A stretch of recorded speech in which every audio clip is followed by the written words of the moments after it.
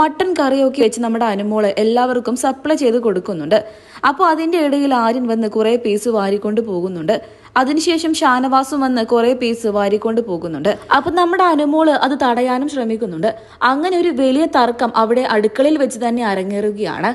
ഈ വഴക്കിന് ശേഷം നമ്മുടെ അനുമോള് പൊട്ടിക്കരയുന്ന ഒരു സാഹചര്യമാണ് ഉണ്ടായത്. നിങ്ങൾ എന്താ വെച്ചാൽ കാണിച്ചു എന്ന് പറഞ്ഞുകൊണ്ട് അനുമോള് പൊട്ടിക്കരഞ്ഞ് റൂമിലേക്ക് പോവുകയാണ്. വെച്ചും വിളമ്പിയും കൊടുക്കേണ്ടത് നമ്മുടെ കിച്ചൺ ടീമാണല്ലോ. അതുകൊണ്ട് തന്നെ മറ്റുള്ളവർ അതിന്റെ ഇടയിൽ കൂടെ വന്ന് കൈയിട്ട് വാരുക എന്ന് പറയുന്നത് ഒരു മോശം പ്രവൃത്തി തന്നെയാണ്. ഷാനവാസ് ചെയ്താലും ആര്യൻ ചെയ്താലും അത് തെറ്റ് തന്നെയാണ്. ആ പ്രവൃത്തി മോശമായി പോയി. അത് നമ്മുടെ അനുമോള് ചൂണ്ടിക്കാണിച്ചു. ഇതിനുശേഷം അനീഷും ഇതേ കാര്യം തന്നെ പറയുന്നുണ്ട്. നിനക്ക് എങ്ങനെ ചെയ്യാൻ തോന്നി, നീ എന്താണ് ഈ ചെയ്തത് എന്ന് നമ്മുടെ ഷാനവാസിന്റെ അടുത്താണ് അനീഷ് ഇത് ചോദിച്ചത്.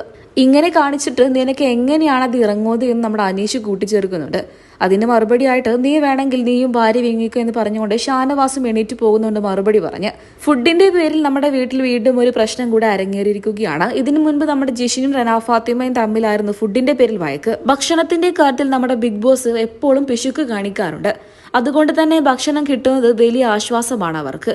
അതിനിടയിൽ ഓരോരുത്തർ വന്ന് ഇങ്ങനെ കാണിക്കുമ്പോൾ അത് മോശം തന്നെയാണ്.